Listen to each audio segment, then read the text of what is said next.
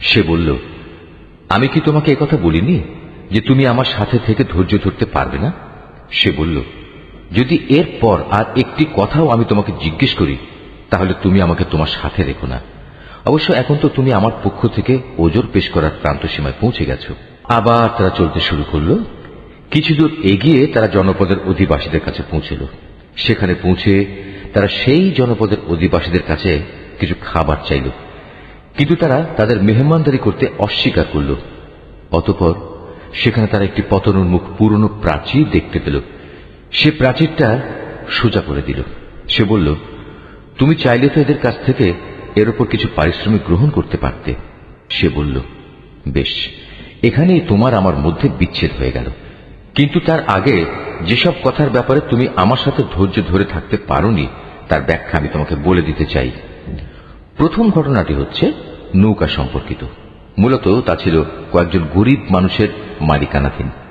তারা এটা দিয়ে সমুদ্রে জীবিকা অন্বেষণের কাজ করত, কিন্তু আমি নৌকাটিতে একটা ছিদ্র করে তাকে ত্রুটিযুক্ত করে দিতে চাইলাম, কারণ তাদের সামনেই ছিল এমন এক বাদশা যে ত্রুটিবিহীন যে নৌকাই পেত তা বল প্রয়োগে ছিনিয়ে দিত। আর হ্যাঁ, সে কিশোরটির ঘটনা। তার পিতামাতা উভয় ছিল মোমেন। আমি আশঙ্কা করলাম বড় হয়ে সে এদের দুজনকেই আল্লাহর নাফরমানি ও কুফর দ্বারা বিভ্রান্ত করে দেবে। আমি চাইলাম তাদের মালিক তার বদলে তাদের এমন একটি সন্তান দান করবেন যে দিনদারি ও রক্তের সম্পর্ক রক্ষার ব্যাপারে তার চেয়ে অনেক ভালো প্রমাণিত হবে। সর্বশেষ ওই যে প্রাচীরটির ব্যাপার, আসলে তা ছিল শহরের দুটি এতিম বালকের। এর নিচেই তাদের জন্য রক্ষিত ছিল গুপ্ত ধনভাণ্ডার। ওদের পিতা ছিল একজন নেককার ব্যক্তি। এই কারণেই তোমার মালিক চাইলেন ওরা বয়ঃপ্রাপ্ত হোক এবং তাদের সে ভাণ্ডার থেকে তারা সম্পদ বের করে আনুক। এই প্রাচীরটাকেই আমি তাদের বড় হওয়া পর্যন্ত দাঁড় করিয়ে রাখতে চেয়েছিলাম। এ ছিল মূলত তোমার মালিকের অনুগ্রহ দ্বারা সম্পাদিত কতিপয় কাজ। এর কোনোটাই কিন্তু আমি আমার নিজে থেকে করিনি। আর এ হচ্ছে সেসব কাজের ব্যাখ্যা যে ব্যাপারে তুমি আমার সাথে থেকে ধৈর্য ধারণ করতে পারছিলে না। হে নবী, এরা তোমার কাছে জুলকারনাইন সম্পর্কে জানতে চায়। তুমি তাদের বলো, হ্যাঁ, আমি আল্লাহর কিতাব থেকে তার বিবরণ তোমাদের কাছে এক্ষুনি পড়ে শোনাচ্ছি। আল্লাহ তাআলা বলছেন, আমি জমিনের বুকে তাকে বিপুল রাজনৈতিক ক্ষমতা দান করেছিলাম এবং আমি তাকে এর জন্য প্রয়োজনীয় সব উপায় উপকরণও দান করেছিলাম। একবার সে সফরে বেরোবার প্রস্তুতি গ্রহণ করতে লাগলো। চলতে চলতে এমনিভাবে সে সূর্যের অস্তগমনের জায়গায় গিয়ে পৌঁছল। সেখানে গিয়ে সে সূর্যকে সাগরের কালো পানিতে ডুবতে দেখল। তার পাশে সে একটি জাতিকেও বাস করতে দেখল। আমি বললাম, হে জুলকারনাইন, এরা তোমার অধীনস্থ। তুমি ইচ্ছে করলে তাদের শাস্তি দিতে পারো অথবা তাদের সাথে তুমি সদয় ভাব গ্রহণ করতে পারো। সে বলল, হ্যাঁ, এদের মাঝে যে আল্লাহর সাথে বিদ্রোহ করবে তাকে আমি অবশ্যই শাস্তি দেব। অতঃপর তাকে যখন তার মালিকের সামনে ফিরিয়ে নেওয়া হবে তখন তিনি তাকে আরো কঠিন শাস্তি দেবেন। অপরদিকে যে ব্যক্তি আল্লাহর উপর ঈমান আনে এবং নেক কাজ করে তার জন্য আখিরাতে থাকবে উত্তম পুরস্কার। আর আমিও তার সাথে আমার কাজকর্ম সম্পাদনের সময় একান্ত বিনম্র ব্যবহার করব। অতঃপর সে আর এক অভিযানে পথে বেরোল। এমনকি চলতে চলতে সে সূর্যোদয়ের স্থানে গিয়ে পৌঁছল। তখন সে সূর্যকে এমন একটি জাতির উপর দিয়ে উদয় হতে দেখল যাদের জন্য তার প্রখর তাপ থেকে আত্মরক্ষার জন্য আমি কোন অন্তরাল সৃষ্টি করে রাখিনি। জুলকারনাইনের ঘটনা ছিল এরকমই। আমার কাছে সে সম্পর্কিত পুরোপুরি খবরই মজুদ আছে। অতঃপর সে আর এক অভিযানে পথে বেরোল। এমনকি পথ চলতে চলতে সে দুটো প্রাচীরের মধ্যবর্তী স্থানে গিয়ে পৌঁছল।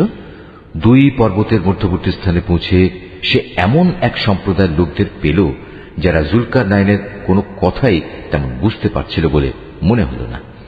তারা অতি কষ্টে তাকে বলল, হে বাদশাহ জুলকারনাইন, অবশ্যই ইয়াজুজ মাজুজ নামক দুটো সম্প্রদায় এই জমিনে নানা রকম বিপর্যয় সৃষ্টিকারী।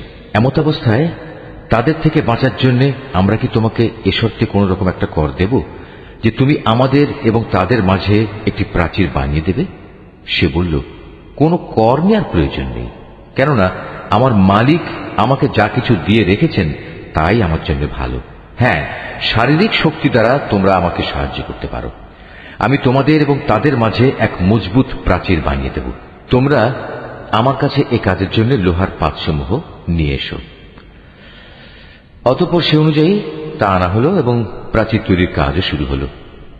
যখন মধ্যবর্তী ফাঁকা স্থানটি পূর্ণ হয়ে লৌহ স্তূপগুলো দুটো পর্বতে সমান হয়ে গেল, তখন সে তাদের লক্ষ্য করে বলল, তোমরা হাঁপড়ে দম দিতে থাকো।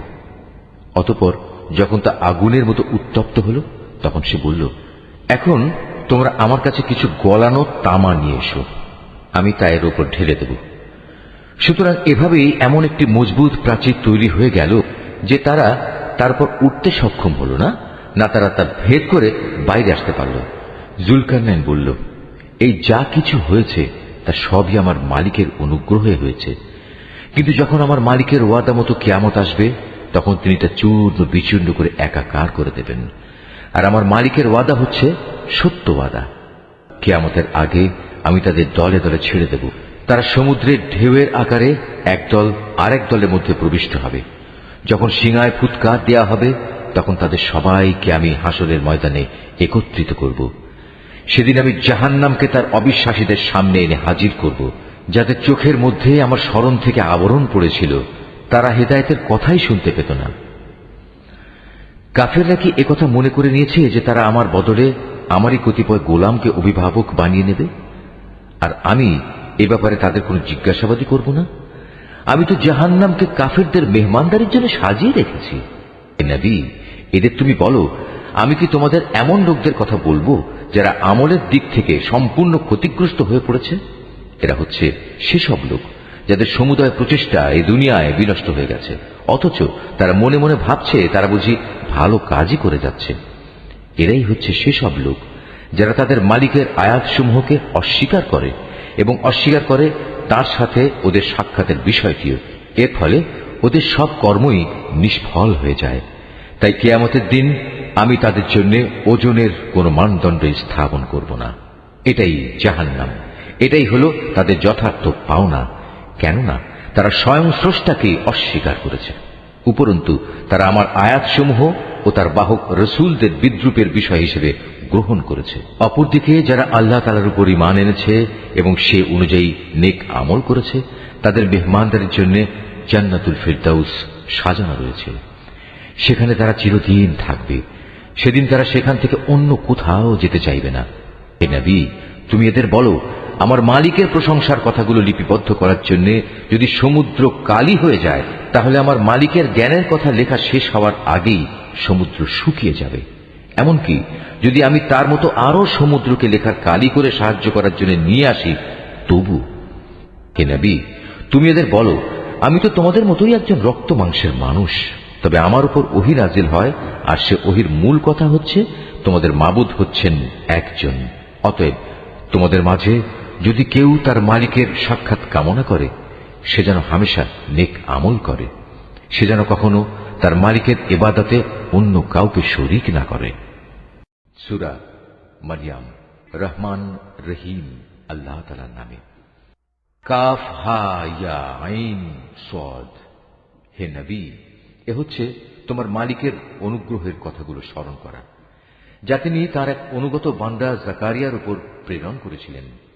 যখন সে একান্ত নীরবে তার মালিককে ডাকছিল, সে বলেছিল, হে আমার মালিক, আমার শরীরের হাড় দুর্বল হয়ে পড়েছে এবং আমার মাথা শুভ্র জল হয়ে গেছে, তুমি আমার দোয়া কবুল করো। হে আমার মালিক, আমি তো কখনো তোমাকে ডেকে ব্যর্থ হইনি। আমার মৃত্যুর পর আমি আমার পেছনে পড়ে থাকা আমার ভাই বন্ধুদের দিনের ব্যাপারে আশঙ্কা করছি। অপরদিকে আমার স্ত্রী হচ্ছে বন্ধ্যা, সন্তান ধারণে সে সক্ষম নয়।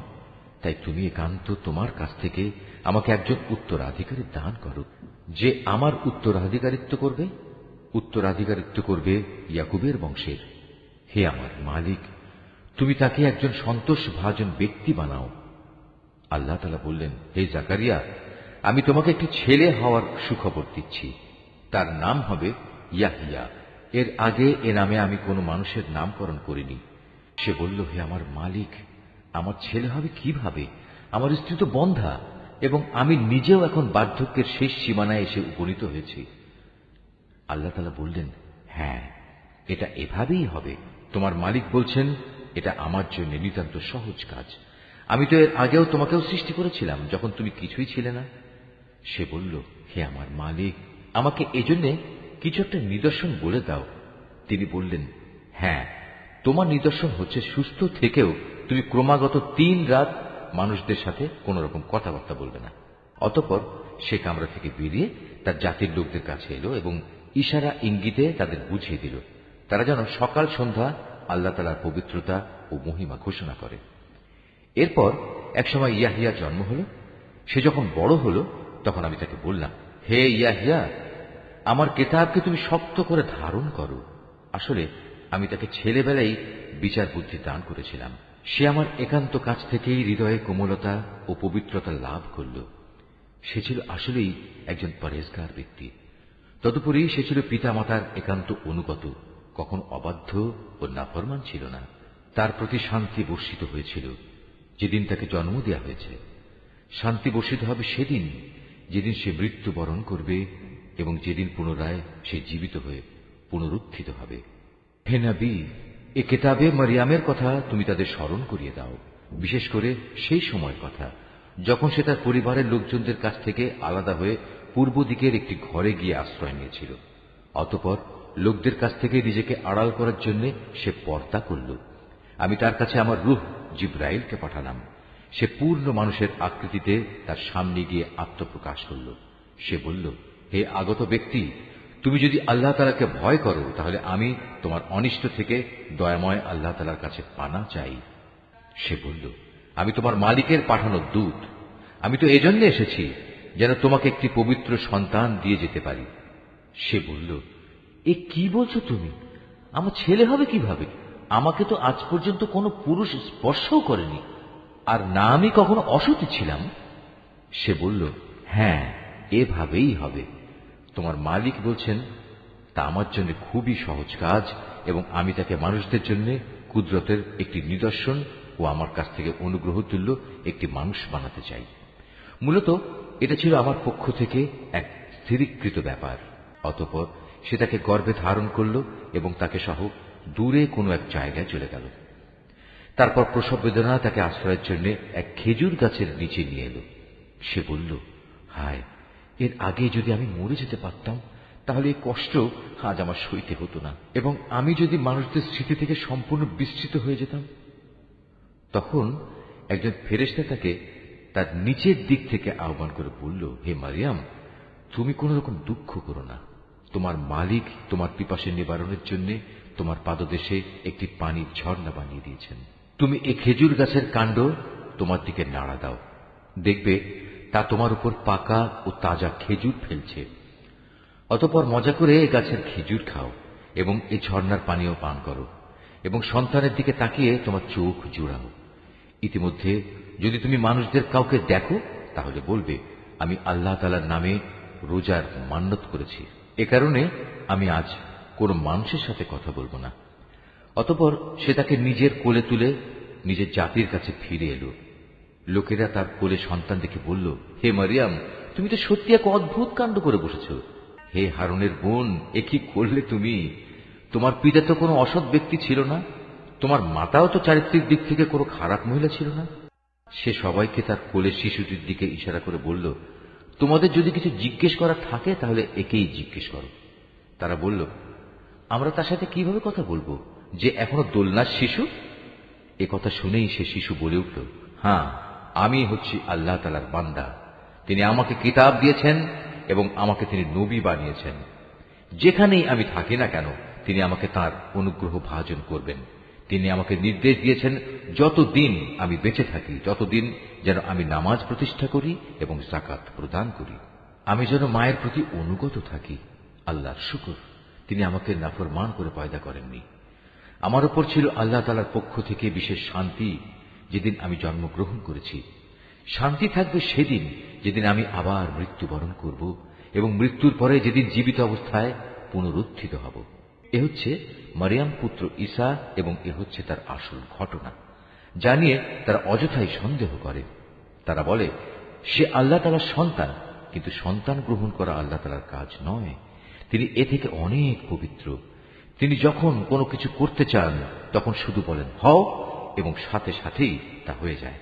অবশ্যই আল্লাহ তাআলা আমার মালিক এবং তোমাদেরও মালিক, অতএব তোমরা সবাই তাঁরই গোলামি করো, আর এটাই হচ্ছে সহজ ও সরল পথ। এরপর তাদের দলগুলো নিজেদের মাঝে মারিয়াম পুত্রকে নিয়ে নানা মতানৈক্য সৃষ্টি করল। অতঃপর যারা আল্লাহ তাআলার ঘোষণা অস্বীকার করল, তাদের জন্য রয়েছে এক কঠিন কিয়ামতের দিনের দুর্ভোগ।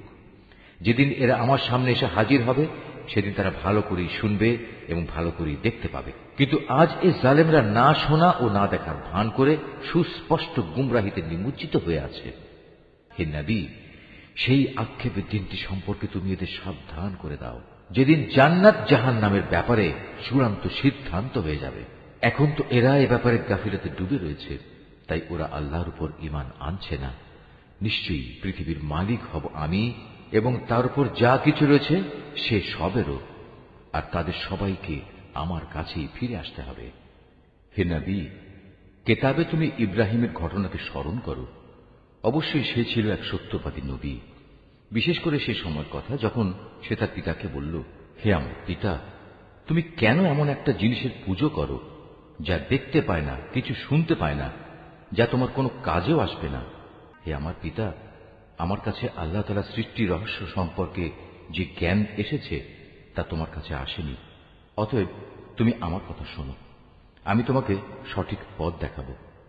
হে আমার পিতা, সে জ্ঞানের মৌলিক কথা হচ্ছে তুমি শয়তানের গোলামি করো না, কেননা শয়তান হচ্ছে পরম দয়ালু আল্লাহ তাআলার নাফরমান।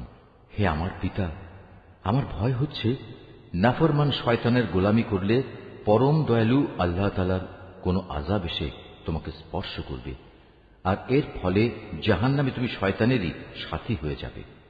সে বলল, হে ইব্রাহিম, তুমি কি আসলেই আমার দেবদেবীগুলো থেকে বিমুখ হয়ে যাচ্ছ? তবে শোনো, এখনো যদি তুমি এসব থেকে ফিরে না আসো, তাহলে অবশ্যই আমি তোমাকে পাথর মেরে হত্যা করব। আর যদি বেঁচে থাকতে চাও, তাহলে তুমি চিরতরে আমার কাছ থেকে আলাদা হয়ে যাও।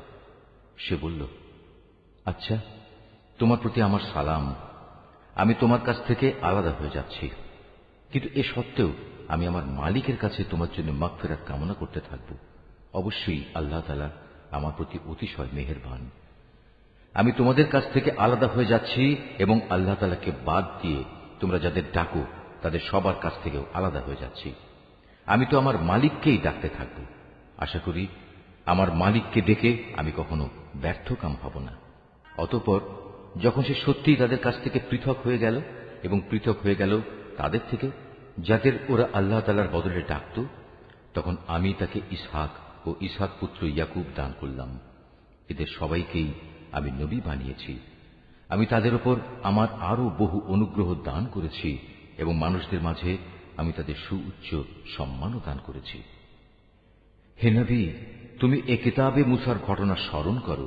অবশ্যই সে ছিল একনিষ্ঠ বান্দা, সে ছিল রসুল, নবী। আমার কথা শোনার জন্য আমি তাকে তুর পাহাড়ের ডান দিক থেকে ডাক দিলাম এবং তাকে আমি গোপন তথ্য সমৃদ্ধ কথা বলার জন্য আমার নিকটবর্তী করলাম। আমি আমার নিজ অনুগ্রহে তার ভাই হারুনকে নবী বানিয়ে তাকে তার সাহায্যকারী হিসেবে দান করলাম। হে নবী, এ কিতাবে তুমি ইসমাইলের কথাও স্মরণ করো। নিশ্চয়ই সে ছিল যথার্থ প্রতিশ্রুতি পালনকারী, আর সে ছিল রসুল, নবী। সে তার আপনজনদের নামাজ প্রতিষ্ঠা করা ও যাকাত আদায় করার আদেশ দিত। উপরন্তু সে ছিল তার মালিকের একান্ত পছন্দনীয় ব্যক্তি। হে নবী, তুমি এই কিতাবে ইদ্রিসের কথাও স্মরণ করো। সেও ছিল একজন সত্যবাদী নবী। আমি তাকে উচ্চ মর্যাদায় সমাসীন করেছিলাম। এই আয়াতটি যিনি তেলাওয়াত করবেন এবং যিনি এই আয়াতটির তেলাওয়াত শুনবেন, তাদের সবাইকে এখানে একটি সাজদা আদায় করতে হবে। এটা ওয়াজিব। এরা হচ্ছে সেসব নবী যাদের উপর আল্লাহ তাআলা অনুগ্রহ করেছেন। এরা সবাই ছিল আদমের বংশোদ্ভূত, যাদের তিনি মহাপ্লাবনের সময় নূহের সাথে নৌকায় আরোহণ করিয়েছেন। এরা তাদেরই বংশের লোক। এদের কিছু লোক ইব্রাহিম ও ইসরায়েলের বংশোদ্ভূত। উপরন্তু যাদের তিনি হেদায়েতের আলো দান করেছিলেন এবং যাদের তিনি মনোনীত করেছিলেন, এরা হচ্ছে তাদেরই অন্তর্ভুক্ত। এদের অবস্থা ছিল এই, যখনই এদের সামনে পরম করুণাময় আল্লাহ তাআলার আয়াতসমূহ তেলাওয়াত করা হতো, তখন এরা আল্লাহ তাআলাকে সাজদা করার জন্য ক্রন্দনরত অবস্থায় জমিনে লুটিয়ে পড়ত। তাদের পর তাদের অপদার্থ বংশধররা এল, তারা নামাজ বরবাদ করে দিল এবং নানা পাশবিক লালসার অনুসরণ করল। অতএব অচিরেই তারা তাদের এ গুমরাহির পরিণাম ফলের সাক্ষাৎ পাবে। কিন্তু যারা তওবা করেছে, ঈমান এনেছে এবং নেক কাজ করেছে, তাদের কথা আলাদা। তারা তো জান্নাতে প্রবেশ করবে। সেদিন তাদের উপর কোন রকম জুলুম করা হবে না। স্থায়ী জান্নাত এমন এক অদৃশ্য বস্তু যার ওয়াদা আল্লাহ তাআলা তার বান্দাদের কাছে দিয়ে রেখেছেন। অবশ্যই তার ওয়াদা পূরণ হয়েই থাকবে। সেখানে তারা কোনো অর্থহীন কথা শুনতে পাবে না। চারিদিকে থাকবে শুধু শান্তি আর শান্তি। সেখানে সকাল সন্ধ্যা তাদের জন্য নিত্য নতুন রিজেকের ব্যবস্থা থাকবে। এ হচ্ছে জান্নাত। আমার বান্দাদের মাঝে যারা পরেজগার, আমি শুধু তাদেরই এর অধিকারী বানাবো।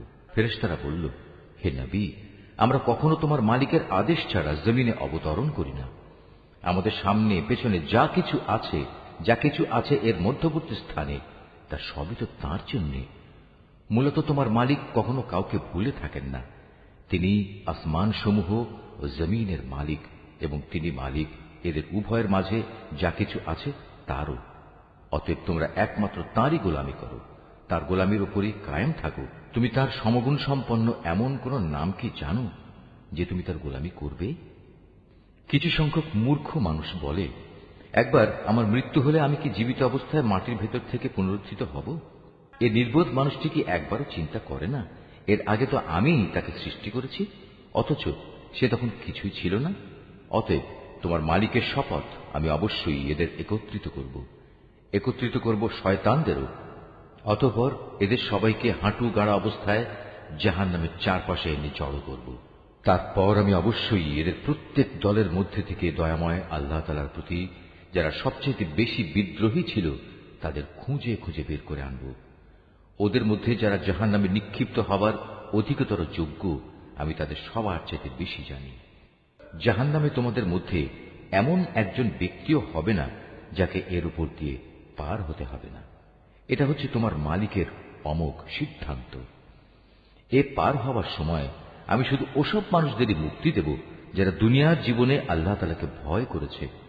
অবশিষ্ট জালেমদের আমি নতজানু অবস্থায় সেখানে রেখে দেব। তাদের সামনে যখন আমার সুস্পষ্ট আয়াতসমূহ তেলাওয়াত করা হয়েছে, তখন তারা ঈমানের বদলে কুফরি করেছে।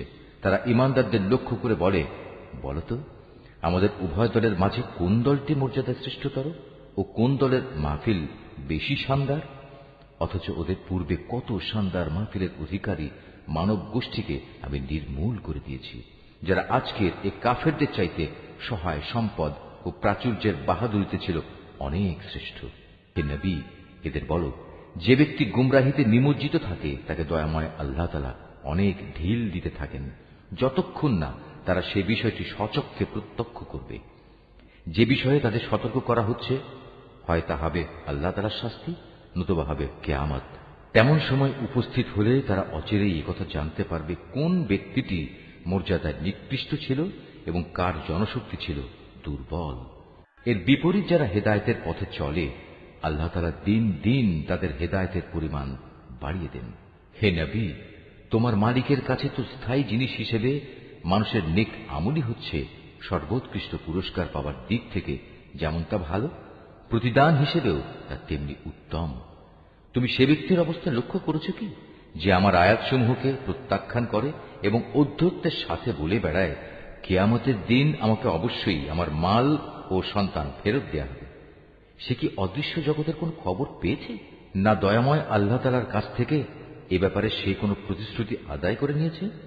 না, এর কোনটাই নয়। যা কিছু সে বলে আমি তার প্রতিটি কথাই লিখে রাখব, এবং সে হিসেবেই কিয়ামতের দিন আমি তার শাস্তি বাড়াতে থাকব। সে যা কিছু আজ বলছে আমিই হব তার অধিকারী, আর সে একান্ত একা ও নিঃসঙ্গ অবস্থায় আমার কাছে ফিরে আসবে। এরা আল্লাহ তাআলাকে বাদ দিয়ে অন্যদের মাবুদ বানায়, যেন এরা তাদের জন্য সাহায্যকারী হতে পারে। কিন্তু না, কিয়ামতের দিন বরং এরা তাদের ইবাদতের কথা সম্পূর্ণত অস্বীকার করবে। এরা তখন তাদের বিপক্ষ হয়ে যাবে। হে নবী, তুমি কি এই বিষয়টির প্রতি লক্ষ্য করনি আমি কিভাবে কাফেরদের উপর শয়তানদের ছেড়ে দিয়ে রেখেছি? তারা আল্লাহ তাআলার বিরুদ্ধে তাদের ক্রমাগত উৎসাহ দান করছে।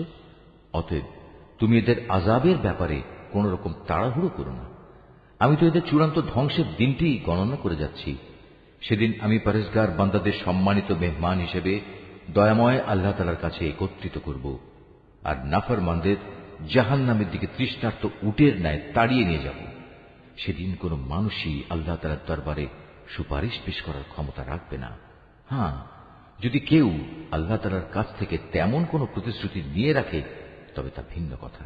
এই মূর্খ লোকেরা বলে, করুণাময় আল্লাহ তাআলা সন্তান গ্রহণ করেছেন। তুমি এদের বলো, এটি অত্যন্ত কঠিন একটি কথা তোমরা যা আল্লাহ তাআলা সম্পর্কে নিয়ে এসেছ। এত কঠিন কথার কারণে হয়তো আসমান ফেটে পড়ার উপক্রম হবে, জমিন বিদীর্ণ হয়ে যাবে, পাহাড় সমূহ চূর্ণ বিচূর্ণ হয়ে যাবে।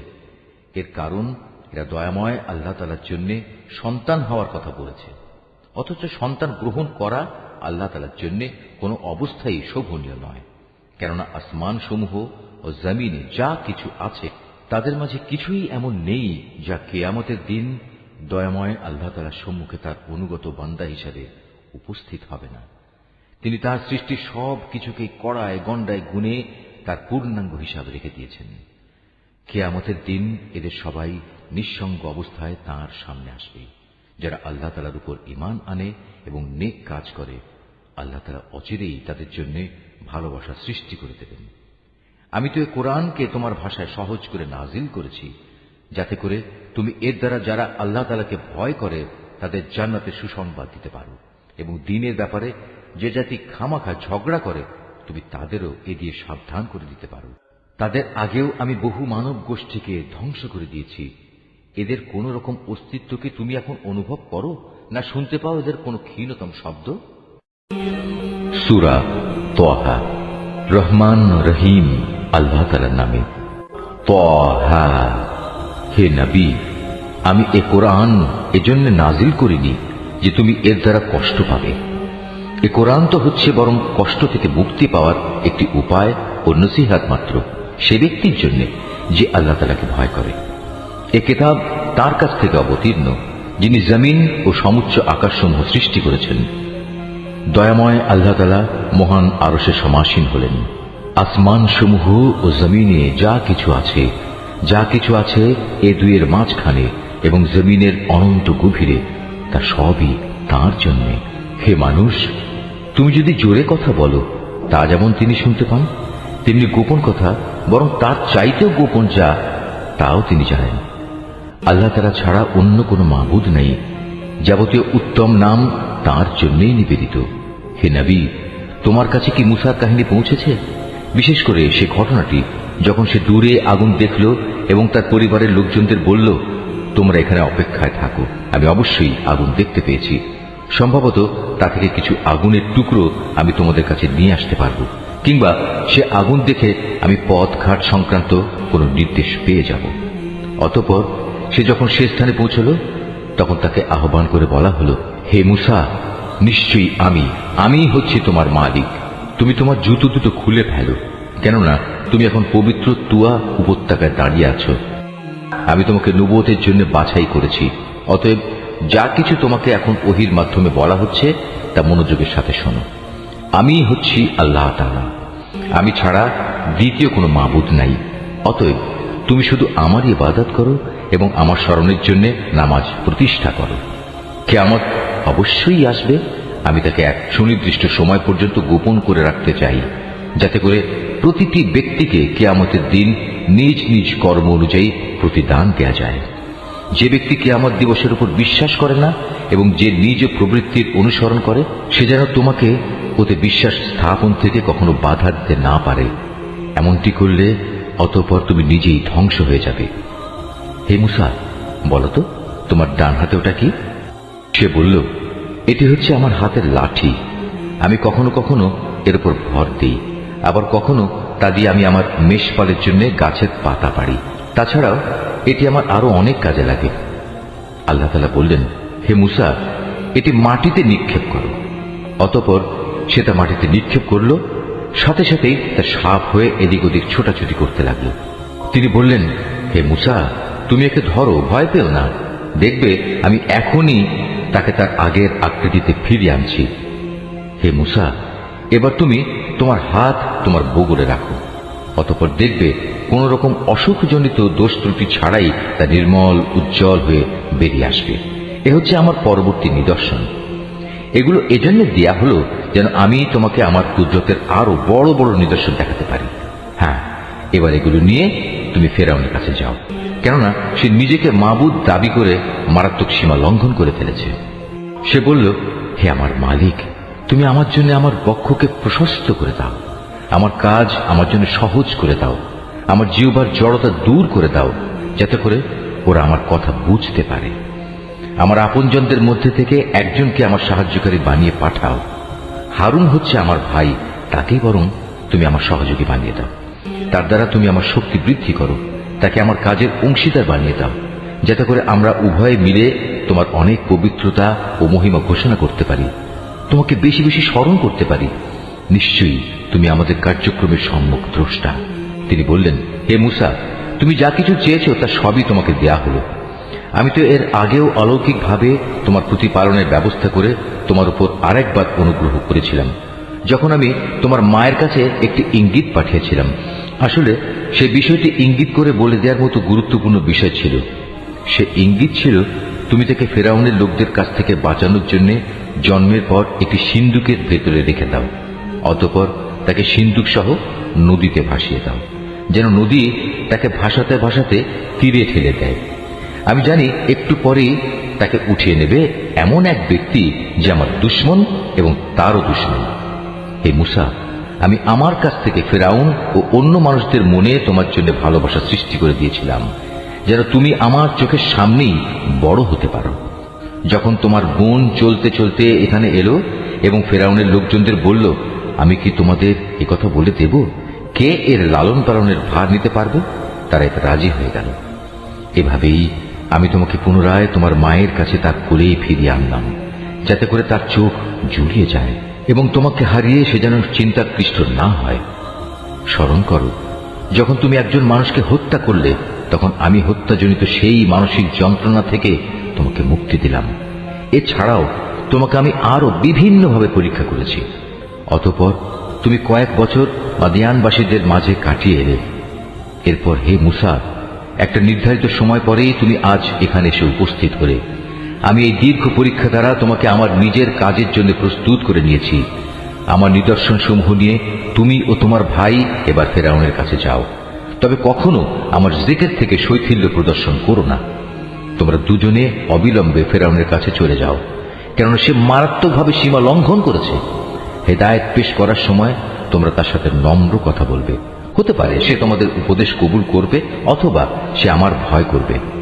তারা বলল, হে আমাদের মালিক, আমরা ভয় করছি সে আমাদের সাথে বাড়াবাড়ি করবে, কিংবা সে আরো বেশি সীমা লঙ্ঘন করে বসবে। আল্লাহ তাআলা বললেন, তোমরা কোন রকম ভয় করো না, আমি তো তোমাদের সঙ্গেই আছি। আমি সব কিছু শুনি, সব কিছু দেখি। সুতরাং তোমরা উভয়ই তার কাছে যাও এবং বলো, আমরা তোমার মালিকের পাঠানো দুজন রাসূল। অতএব এই নিপীড়িত বনী ইসরায়েলের লোকদের তুমি আমাদের সাথে যাবার অনুমতি দাও। তুমি তাদের আর কষ্ট দিও না। আমরা তোমার কাছে তোমার মালিকের কাছ থেকে নবুয়তের নিদর্শন নিয়ে এসেছি, এবং যারা এই হেদায়েতের অনুসরণ করবে তাদের জন্য রয়েছে অনাবিল এক শান্তি। আমাদের উপর এ মর্মে ওহী নাজিল করা হয়েছে, যে ব্যক্তি আল্লাহ তাআলাকে অস্বীকার করবে এবং যে ব্যক্তি তার আদেশ থেকে মুখ ফিরিয়ে নেবে, তার উপর আল্লাহর আযাব পড়বে। এসব শোনার পর ফেরাউন বলল, হে মুসা, বলো কে আবার তোমাদের মালিক? সে বলল, আমাদের মালিক তিনি, যিনি প্রতিটি জিনিসকে তার যথাযোগ্য আকৃতি দান করেছেন, অতঃপর তাদের সবাইকে সঠিক পথ নির্দেশ দিয়েছেন। সে বলল, তাহলে আগের লোকদের অবস্থা কি হবে? সে বলল, সে বিষয়ে জ্ঞান আমার মালিকের কাছে সংরক্ষিত একটি বিশেষ গ্রন্থে মজুদ আছে। আমার মালিক কখনো ভুল পথে যান না, তিনি কারো কোনো কথা ভুলেও যান না। তিনি এমন এক সত্তা, যিনি তোমাদের জন্য জমিনকে বিছানা বানিয়ে দিয়েছেন, ওতে তোমাদের চলার জন্য বহু ধরনের পথ ঘাটের ব্যবস্থা করে দিয়েছেন। তিনি আকাশ থেকে বৃষ্টির পানি প্রেরণ করেন, অতঃপর তা দিয়ে জমিন থেকে বিভিন্ন ধরনের উদ্ভিদ বের করে আনেন, যেন তোমরা তা নিজেরাও খাও এবং তাতে তোমাদের পশুদেরও চড়াতে পারো। অবশ্যই এর মাঝে বিবেক সম্পন্ন মানুষদের জন্য শিক্ষার অনেক নিদর্শন রয়েছে। তোমরা যে জমিনের ওপর রয়েছ তা থেকেই আমি তোমাদের পয়দা করেছি, তাতেই আমি তোমাদের ফিরিয়ে নিয়ে যাব এবং পরিশেষে তা থেকেই আমি তোমাদের দ্বিতীয়বার বের করে আনব। ফেরাউনের অবস্থা ছিল, আমি তাকে আমার যাবতীয় নিদর্শন দেখিয়েছি, কিন্তু এ সত্ত্বেও সে একে মিথ্যা প্রতিপন্ন করেছে এবং অবিশ্বাস করেছে। এক পর্যায়ে ফেরাউন বলল, হে মুসা, তুমি কি নবুয়তের দাবি নিয়ে এজন্য আমাদের কাছে এসেছ যে তুমি তোমার জাদু ও তেলেসমাতি দিয়ে আমাদের দেশ থেকে বের করে দেবে? তবে হ্যাঁ, আমরাও তোমার সামনে অনুরূপ জাদু এনে হাজির করব। অতএব এসো, তোমার এবং আমাদের মাঝে একটা মোকাবেলার ওয়াদা ঠিক করে নিই, যার আমরাও খেলাপ করব না, তুমিও করবে না। তবে এটা হবে খোলা ময়দানে, যেন সবাই তা দেখতে পায়। সে বলল, হ্যাঁ, তোমাদের সাথে প্রতিযোগিতার ওয়াদা হবে তোমাদের মেলা বসার দিন। সেদিন মধ্যদিনেই যেন লোকজন এসে জমা হয়ে যায়। অতঃপর ফেরাউন উঠল এবং কথা অনুযায়ী জাদুর সামানপত্র জমা করল। তারপর মোকাবেলা দেখার জন্য সে ময়দানে এসে হাজির হল। মুসা তাদের লক্ষ্য করে বলল, দুর্ভোগ হোক তোমাদের, তোমরা কখনো আল্লাহ তাআলার উপর মিথ্যা অভিযোগ আরোপ করো না, নতুবা তিনি তোমাদের আযাব দিয়ে সমূলে ধ্বংস করে দেবেন। আর যে ব্যক্তি মিথ্যা বানায় সেই মূলত ব্যর্থ হয়ে যায়। মুসার কথা শুনে তারা নিজেদের পরিকল্পনার ব্যাপারে একে অন্যের সাথে মতবিরোধ করল, কিন্তু তারা গোপন সলা পরামর্শ গোপনই রাখল। ফেরাউনের লোকজন বলল, অবশ্যই এই দুজন মানুষ হচ্ছে জাদুকর। তারা জাদুর খেলা দিয়ে তোমাদের দেশ থেকে তোমাদের বের করে দিতে এবং তোমাদের এই উৎকৃষ্ট জীবন ব্যবস্থার অস্তিত্ব খতম করে দিতে চায়। অতএব হে জাদুকররা, তোমরা তোমাদের সব জাদু একত্রিত করো, তারপর সারিবদ্ধ হয়ে জাদু দেখানোর জন্য উপস্থিত হয়ে যাও। আজ যে এ মোকাবেলায় জয়ী হবে সেই হবে সফল কাম। তারা বলল, হে মুসা, বল, আগে তুমি তোমার লাঠি নিক্ষেপ করবে না আমরা আমাদের জাদু নিক্ষেপ করব? সে বলল, তোমরাই বরং আগে নিক্ষেপ করো। জাদুর প্রভাবে তার কাছে মনে হলো তাদের জাদুর রশি ও লাঠিগুলো বুঝি এদিক সেদিক ছোটাছুটি করছে। এতে মুসা তার অন্তরে কিছুটা ভয় ও শঙ্কা অনুভব করল। আমি বললাম, হে মুসা, তুমি ভয় পেও না, শেষ তক তুমিই বিজয়ী হবে। হে মুসা, তোমার ডান হাতে যে লাঠি আছে তা ময়দানে নিক্ষেপ করো, দেখবে এ যাবৎ যা খেলা ওরা বানিয়েছে এটা সেগুলোকে গ্রাস করে ফেলব। মূলত ওরা যা কিছুই করেছে তা তো ছিল নেহায়েত জাদুকরের কৌশল, আর জাদুকর কখনো কামিয়াব হয় না যে রাস্তা দিয়ে সে আসুক না কেন। মুসার লাঠি বিশাল অজগর হয়ে জাদুকরদের সাপগুলো গিলে ফেলল। এটা দেখে অতঃপর জাদুকররা সবাই সাজদাবনত হয়ে গেল এবং তারা বলল, আমরা হারুন ও মুসার মালিকের উপর ঈমান আনলাম। সে ফেরাউন বলল, আমি তোমাদের এ ধরনের কোনো অনুমতি দেওয়ার আগেই তোমরা তার উপর ঈমান আনলে। আমি দেখতে পাচ্ছি সেই হচ্ছে আসলে তোমাদের প্রধান গুরু, যে তোমাদের জাদু শিক্ষা দিয়েছে। দেখো এবার আমি কি করি। আমি তোমাদের হাত পা উল্টো দিক থেকে কেটে ফেলব। তদুপরি আমি তোমাদের খেজুর গাছের কাণ্ডে শুল বিদ্ধ করব। তোমরা অচিরেই জানতে পারবে আমাদের উভয়ের মধ্যে কার শাস্তি কত কঠোরতর ও অধিক স্থায়ী। তারা বলল, আমাদের কাছে যে স্পষ্ট নিদর্শন এসেছে এবং যিনি আমাদের এই দুনিয়ায় পয়দা করেছেন তার উপর আমরা কখনোই তোমাকে প্রাধান্য দেব না। সুতরাং তুমি যা করতে চাও তাই করো। তুমি বড়জোর এ পার্থিব জীবন সম্পর্কেই কোনো সিদ্ধান্ত গ্রহণ করতে পারবে। আমরা তো আমাদের মালিকের উপর ঈমান এনেছি যাতে করে তিনি আমাদের গুনাহসমূহ, বিশেষ করে তুমি যে আমাদের জাদু করতে বাধ্য করেছ তা যেন মাফ করে দেন। আমরা বুঝতে পেরেছি আল্লাহ তাআলাই হচ্ছেন শ্রেষ্ঠ, তিনি হচ্ছেন অধিকতর স্থায়ী। যে ব্যক্তি কোনো অপরাধে অপরাধী হয়ে তার মালিকের দরবারে হাজির হবে তার জন্য থাকবে জাহান্নাম। আর জাহান্নাম এমন এক জায়গা যেখানে মানুষ মরতে চাইলেও মরবে না, আবার বাঁচার মতো করে বাঁচবেও না।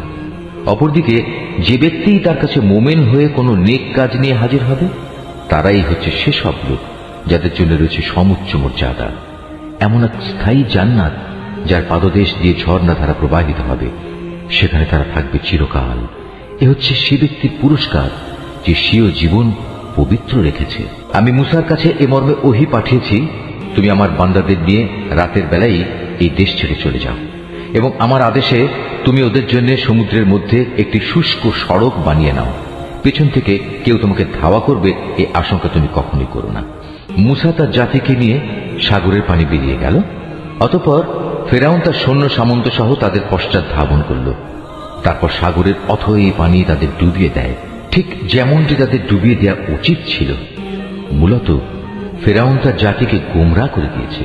সে কখনোই তাদের সঠিক পথ দেখায়নি। হে বনী ইসরাইল, চেয়ে দেখো আমি কিভাবে তোমাদের প্রধান শত্রু ফেরাউন থেকে তোমাদের মুক্তি দিয়েছি, এবং আমি তোমাদের নবীর কাছে তুর পাহাড়ের ডান দিকে যে স্থানে তাওরাত গ্রন্থ দানের ওয়াদা করেছিলাম তাও পূরণ করেছি।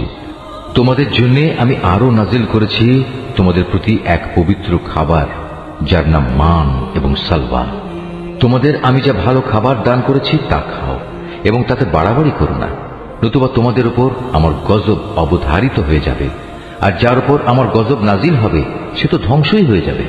আমি অবশ্যই তার প্রতি ক্ষমাশীল যে ব্যক্তি তওবা করল, অতঃপর সৎপথে অবিচল থাকল। মুসা পাহাড়ে আসার পর আমি বললাম, হে মুসা, কেন তুমি তোমার জাতির লোকদের থেকে তাড়াতাড়ি তুর পর্বতে চলে এলে? সে বলল, না, তারা তো আমার পেছনেই রয়েছে। আমি তোমার কাছে আসতে তাড়াতাড়ি করলাম যাতে করে, হে মালিক, তুমি আমার উপর সন্তুষ্ট হও। তিনি বললেন, তোমার চলে আসার পর আমি তোমার জাতিকে আর এক পরীক্ষা ফেলেছি। সামেরি নামের এক ব্যক্তি তাদের গোমরা করে দিয়েছিল।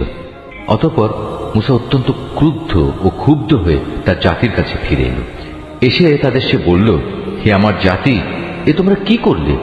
আল্লাহ তাআলা কি তোমাদের একটি উত্তম প্রতিশ্রুতি দেননি যে তোমাদের তিনি এ জমিনের কর্তৃত্ব সমর্পণ করবেন? তবে কি আল্লাহ তাআলার এ প্রতিশ্রুতির সময়টি তোমাদের কাছে খুব দীর্ঘ মনে হয়েছিল? তোমরা আর অপেক্ষা করতে পারলে না? কিংবা তোমরা এটাই চেয়েছ তোমাদের উপর তোমাদের মালিকের গজব অবধারিত হয়ে পড়ুক, অতঃপর তোমরা আমার ওয়াদাই ভঙ্গ করে ফেললে? তারা বলল, হে মুসা, আমরা তোমার প্রতিশ্রুতি নিজেদের ইচ্ছায় ভঙ্গ করিনি। আসলে যা ঘটেছে তা ছিল, মানুষদের অলংকার পত্রের বোঝা আমাদের উপর চাপানো হয়েছিল। আমরা তা বইতে না পেরে আগুনে নিক্ষেপ করে দিই। এ ছিল আমাদের অপরাধ। এভাবেই সামেরি আমাদের প্রতারণার জালে নিক্ষেপ করল। তারপর সে অলংকার দিয়ে তাদের জন্য একটি বাছুর বানিয়ে বের করে আনল। মূলত তা ছিল একটি নিষ্প্রাণ অবয়ব, তাতে গরুর মতো শব্দ ছিল মাত্র। তারা এটুকু দেখেই বলতে লাগলো, এ হচ্ছে তোমাদের মাবুদ। এটি মুসার মাবুদও। কিন্তু মুসা এর কথা ভুলে আর এক মাবুদের সন্ধানে তুর পাহাড়ে চলে গেছে। ধিক তাদের বুদ্ধির উপর! তারা কি দেখেনি ওটা তাদের কথার কোনো উত্তর দেয় না, না ওটা তাদের কোন রকম ক্ষতি কিংবা উপকার করার ক্ষমতা রাখে? মুসা তার জাতির কাছে ফিরে আসার আগেই হারুন তাদের বলেছিল, হে আমার জাতি, এই গোবাছুর দ্বারা তোমাদের ঈমানেরই পরীক্ষা নেওয়া হচ্ছে। তোমাদের মালিক তো হচ্ছেন দয়াময় আল্লাহ তাআলা। তোমরা আমার অনুসরণ করো এবং আমার আদেশ মেনে চলো। ওরা বলল, যতক্ষণ পর্যন্ত মুসা আমাদের কাছে ফিরে না আসবে আমরা এই পূজা থেকে বিরত হব না। মুসা এসে এসব নাফরমানি কাজ দেখল। সে বলল, হে হারুন, তুমি যখন দেখলে ওরা গোমরা হয়ে গেছে, তখন তোমাকে কোন জিনিস বিরত রেখেছিল যে তুমি আমার কথার অনুসরণ করলে না? তুমি কি আমার আদেশ তাহলে অমান্যই করলে? সে বলল, হে আমার মায়ের ছেলে, তুমি আমার দাড়ি ও মাথার চুল ধরো না। আমি এমনই একটি আশঙ্কা করেছিলাম। তুমি ফিরে এসে হয়তো বলবে তুমি বনী ইসরায়েলদের মাঝে বিভেদ সৃষ্টি করেছ এবং তুমি আমার কথা পালনের যত্ন নাওনি। মুসা সামেরীকে জিজ্ঞেস করল, এবার বলো তোমার ব্যাপারটা কি হয়েছিল? সে বলল, আসলে আমি যা দেখেছিলাম তা ওরা দেখেনি। ঘটনাটা ছিল, আমি আল্লাহর বাণীবাহকের পদচিহ্ন থেকে এক মুঠো মাটি নিয়ে নিলাম, অতঃপর তাওতে নিক্ষেপ করলাম। আমার মন কেন জানি এভাবেই আমাকে ব্যাপারটা বুঝিয়ে দিয়েছিল। সে বলল, চলে যাও আমার সম্মুখ থেকে। তোমার জীবদ্দশায় তোমার জন্য এ শাস্তি নির্ধারিত হল। তুমি বলতে থাকবে, আমাকে কেউ স্পর্শ করো না। এছাড়া তোমার জন্য আরো আছে পরকালের আযাবের ওয়াদা, যা কখনো তোমার কাছ থেকে সরে যাবে না। তাকিয়ে দেখো তোমার বানানো মাবুদের প্রতি, যার পূজায় তুমি এতদিন রত ছিলে। আমি ওকে অবশ্যই জ্বালিয়ে দেব, অতঃপর তার ছাই বিক্ষিপ্ত করে সমুদ্রে নিক্ষেপ করব। হে মানুষ, তোমাদের মাবুদ তো কেবল আল্লাহ তাআলাই, যিনি ব্যতীত দ্বিতীয় কোনো মাবুদ নেই। তিনি তার জ্ঞান দিয়ে সব কিছু পরিবেষ্টন করে আছেন। হে নবী, মুসার যেসব ঘটনা তোমাদের আগে ঘটেছে তার সংবাদ আমি এভাবেই তোমাকে শুনিয়ে যাব। তাছাড়া আমি তোমাকে আমার কাছ থেকে একটি স্মরণিকাও দান করেছি। যে কেউই এ স্মরণিকা থেকে মুখ ফিরিয়ে নেবে, সে কিয়ামতের দিন নিজ কাঁধে গুনাহের এক ভারী বোঝা বইবে। তারা সব সময় এ অবস্থায় থাকবে, কিয়ামতের কঠিন দিনে তাদের জন্য এ বোঝা কত মন্দ প্রমাণিত হবে। যেদিন সিনায় ফুৎকার দেয়া হবে, সেদিন আমি সব অপরাধীকে এমন অবস্থায় জমা করব ভয়ে তাদের চোখ নীল ও দৃষ্টিহীন থাকবে। তারা নিজেদের মধ্যে চুপে চুপে বলাবলি করতে থাকবে, তোমরা দুনিয়ায় বড়জোর 10 দিন অবস্থান করে এসেছ। আসলে আমি জানি সে অবস্থানের সঠিক পরিমাণ কত ছিল, বিশেষ করে যখন তাদের মধ্যেকার সবচেয়ে বিবেকবান ব্যক্তি যে সৎ পথে ছিল বলবে, তোমরা তো দুনিয়ায় মাত্র 1 দিন অবস্থান করে এসেছ। হে নবী, তারা তোমার কাছে কিয়ামতের সময় পাহাড়গুলোর অবস্থা কি হবে জানতে চাইবে। তুমি তাদের বলো, সে সময় আমার মালিক এগুলোকে টুকরো টুকরো করে উড়িয়ে দেবেন। অতঃপর এই জমিনকে তিনি মসৃণ ও সমতল ভূমিতে পরিণত করে ছাড়বেন। তুমি এতে কোন রকম অসমতল ও উঁচু নিচু দেখবে না। সেদিন সব মানুষ একজন আহ্বানকারীর পেছনে চলতে থাকবে, তার জন্য কোনো বাঁকা পথ থাকবে না। সে চাইলেও অন্যদিকে যেতে পারবে না। সেদিন দয়াময় আল্লাহ তাআলার প্রচন্ড ক্ষমতার সামনে অন্য সব শব্দেই ক্ষীণ হয়ে যাবে। এ ভয়ঙ্কর পরিস্থিতিতে ভীত বিহবল মানুষের পায়ে চলার মৃদু আওয়াজ ছাড়া আর কিছুই তুমি শুনতে পাবে না। সেদিন পরাক্রমশালী আল্লাহ তাআলার সামনে কারো কোনো রকম সুপারিশই কাজে আসবে না। অবশ্য যাকে করুণাময় আল্লাহ তাআলা অনুমতি দেবেন এবং যার কথায় তিনি সন্তুষ্ট হবেন তার কথা আলাদা। তাদের সামনে ও পেছনে যা কিছু আছে তা তিনি সম্যক অবগত আছেন, কিন্তু তারা তাদের ক্ষুদ্র জ্ঞান দ্বারা তার বিশাল জ্ঞানকে কোনোদিনই পরিবেষ্টন করতে পারবে না। সেদিন মানুষের চেহারাগুলো সেই চিরঞ্জীব ও অনাদি সত্তার সামনে অবনত হয়ে যাবে। ব্যর্থ হবে সে ব্যক্তি যে সেদিন শুধু জুলুমের ভারী বহন করবে। অপরদিকে যে ব্যক্তি ঈমানের সাথে দুনিয়ায় নেক কাজ করেছে, সেদিন সে কোনো জুলুমের ভয় করবে না এবং কোনো ক্ষতির ভয়ও। এভাবেই আমি কোরআনকে পরিষ্কার আরবি ভাষায় নাজিল করেছি এবং তাতে মানুষদের পরিণাম সম্পর্কে সাবধানতা সংক্রান্ত কথাগুলো সবিস্তার বর্ণনা করেছি, যেন তারা গুমরাহি থেকে বেঁচে থাকতে পারে কিংবা তা তাদের জন্য চিন্তা ভাবনা সৃষ্টি করতে পারে। আল্লাহ তাআলা অতি মহান, তিনি সৃষ্টিকুলের প্রকৃত বাদশাহ, তিনি কোরআন নাজিল করেছেন। হে নবী, তোমার কাছে তার ওহী নাজিল পূর্ণ হওয়ার আগে কোরআনের ব্যাপারে কখনো তাড়াহুড়ো করো না। তবে জ্ঞান বাড়াতে চাইলে বলো, হে আমার মালিক, আমার জ্ঞান ভান্ডার তুমি বৃদ্ধি করে দাও। আমি এর আগে আদম সন্তানের প্রতি নির্দেশ দান করেছিলাম, কিন্তু সে এসব কথা ভুলে গেছে। আসলে আমি কখনো সে ব্যাপারে তাকে দৃঢ় সংকল্পবদ্ধ পাইনি। আমি ফেরেশতাদের যখন বলেছিলাম তোমরা আদমকে সিজদা করো, তখন তারা সাথে সাথেই সিজদা করল, কিন্তু ইবলিস সে অস্বীকার করল। আমি আদমকে বললাম, এ শয়তান হচ্ছে তোমার ও তোমার জীবন সাথীর দুশমন, সুতরাং দেখো এমন যেন না হয় যে সে তোমাদের উভয়কেই জান্নাত থেকে বের করে দেবে এবং এর ফলে তুমি দারুণ দুঃখ কষ্টে পড়ে যাবে। অথচ এখানে তুমি কখনো ক্ষুধার্ত হও না, কখনো পোশাক বিহীন হও না। তুমি কখনো এখানে পিপাসার্ত হও না, কখনো রোদেও কষ্ট পাও না। কিন্তু এত সাবধান করা সত্ত্বেও অতঃপর শয়তান তাকে কুমন্ত্রণা দিল। সে তাকে বলল, হে আদম, আমি কি তোমাকে অনন্ত জীবনদায়িনী একটি গাছের কথা বলবো, যার ফল খেলে তুমি এখানে চিরজীবন থাকতে পারবে, এবং বলবো এমন রাজত্বের কথা যার কখনো পতন হবে না? অতঃপর তারা উভয় ওই নিষিদ্ধ গাছের ফল খেল। সাথে সাথেই তাদের শরীরের লজ্জাস্থানসমূহ তাদের সামনে প্রকাশ হয়ে পড়ল এবং তারা লজ্জায় তাড়াতাড়ি করে জান্নাতের বিভিন্ন গাছের পাতা দ্বারা নিজেদের লজ্জাস্থান ঢাকতে শুরু করল। এভাবেই আদম তার মালিকের নাফরমানি করল এবং এ কারণে সে সাময়িকভাবে পথভ্রষ্ট হয়ে গেল। কিন্তু তার ক্ষমা প্রার্থনার পর তার মালিক তাকে তার বংশধরদের পথ প্রদর্শনের জন্য বাছাই করে নিলেন, তার উপর ক্ষমা পরবশ হলেন এবং তাকে সঠিক পথ নির্দেশ দিলেন। তিনি বললেন, শয়তান ও তোমরা এখন উভয় দলই এখান থেকে নেমে পড়ো। মনে রাখবে, তোমরা কিন্তু একজন আর একজনের জঘন্য দুশমন। অতঃপর তোমাদের জীবন পরিচালনার জন্য যদি আমার কোনো হেদায়েত পথ নির্দেশ আসে, অতঃপর যে আমার হেদায়েত অনুসরণ করবে সে না কখনো দুনিয়ায় বিপদগামী হবে, না আখিরাতে সে কোনো কষ্ট পাবে। হ্যাঁ, যে ব্যক্তি আমার স্মরণ থেকে বিমুখ হবে তার জন্য জীবনের বাঁচার সামগ্রী সংকুচিত হয়ে যাবে। সর্বোপরি তাকে আমি কিয়ামতের দিন অন্ধ বানিয়ে হাজির করব। সে নিজেকে এভাবে দেখার পর বলবে, হে আমার মালিক, তুমি আমাকে কেন আজ অন্ধ বানিয়ে উঠালে? দুনিয়াতে তো আমি চক্ষুষ্মান ব্যক্তি ছিলাম। তিনি বলবেন, আসলে দুনিয়াতেও তুমি এমনই অন্ধ ছিলে। আমার আয়াতসমূহ তোমার কাছে এসেছিল, কিন্তু তুমি তা ভুলেছিলে। এভাবে আজ তোমাকেও ভুলে যাওয়া হবে। মূলত আমি এভাবেই তাদের প্রতিফল দিই। যারা আমার আয়াত নিয়ে বাড়াবাড়ি করে সে তার মালিকের আয়াতের উপর কখনো ঈমান আনে না। সত্যিকার অর্থে পরকালের আযাবই হচ্ছে বেশি কঠিন এবং অধিক স্থায়ী। এদের আগে আমি কত কত জনপদ ধ্বংস করে দিয়েছি, আর এ ধ্বংসপ্রাপ্ত জনপদ সমূহের উপর দিয়ে এরা তো হামেশাই চলাফেরা করে। অবশ্যই এতে বিবেকবান মানুষদের জন্য নিদর্শন রয়েছে। যদি তোমার মালিকের পক্ষ থেকে এদের অবকাশ দেওয়ার এই ঘোষণা না থাকত এবং এদের উপর আযাব আসার সুনির্দিষ্ট কালক্ষণ আগেই ঠিক করা না থাকত, তাহলে এদের উপর কবেই আযাব অবশ্যম্ভাবী হয়ে পড়ত। অতএব হে নবী, এরা যা কিছুই বলে তুমি তার উপর ধৈর্য ধারণ করো। তুমি বরং তোমার মালিকের প্রশংসা, পবিত্রতা ও মহিমা ঘোষণা করো সূর্যোদয়ের আগে ও তা অস্ত যাওয়ার আগে। রাতের বেলায় ও দিনের দুই প্রান্তেও তুমি আল্লাহর পবিত্রতা ঘোষণা করো। তাহলে কিয়ামতের দিন তুমি সন্তুষ্ট হতে পারবে। হে নবী, পার্থিব জীবনের সৌন্দর্য স্বরূপ ভোগ বিলাসের সেসব উপকরণ আমি তাদের অনেককেই দিয়ে রেখেছি। তার দিকে তুমি কখনো তোমার দু চোখ তুলে তাকাবে না। আসলে আমি এ সব কিছু এ কারণেই দিয়েছি যেন আমি তাদের পরীক্ষা করতে পারি। মূলত তোমার মালিকের রিজিকই হচ্ছে উৎকৃষ্ট ও অধিক স্থায়ী।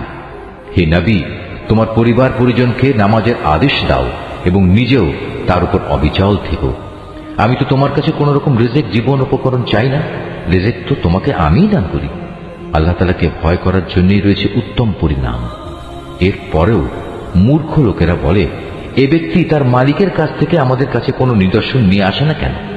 তুমি কি মনে করো তাদের কাছে সেসব দলিল প্রমাণ নেই যা আগের কিতাবসমূহে মজুদ রয়েছে? আমি যদি এর আগেই তাদের কোনো আযাব দিয়ে ধ্বংস করে দিতাম, তাহলে অবশ্যই এরা বলতো, হে আমাদের মালিক, তুমি আযাব পাঠাবার আগে আমাদের কাছে একজন রসুল পাঠালে না কেন?